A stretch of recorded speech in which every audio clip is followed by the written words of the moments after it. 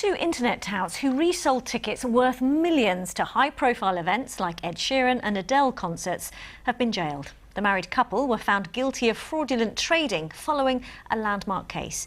It's after Ed Sheeran's manager said they decided to take a stand after spotting £75 seats to a charity gig on sale for £7,000, as Thomas Magill reports.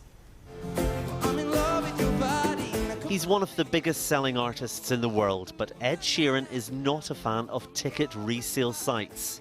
They resell tickets, often for inflated prices, and it's easy to be caught out. My friends, they've spent more on secondary websites. I was looking at like concert tickets and some stuff on secondary websites. And how much were they compared to where you saw them on other like sites? Like £100 more. Today, Peter Hunter was jailed for 4 years and his husband David Smith for 2.5 years for fraudulent trading. They used the popular secondary ticketing sites Viagogo and StubHub to sell their tickets. It's a lucrative business for the couple who used special computer software to buy £4 million worth of tickets.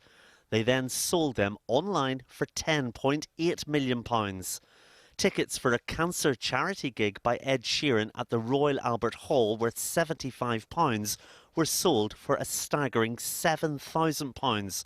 Just one example of the huge profits Hunter and Smith were making at the expense of fans. We know of at least 20 other companies that are doing this, so multiply that, you can do the math. So it's tens and tens of millions of pounds that customers are unnecessarily spending when they could be buying tickets at face value.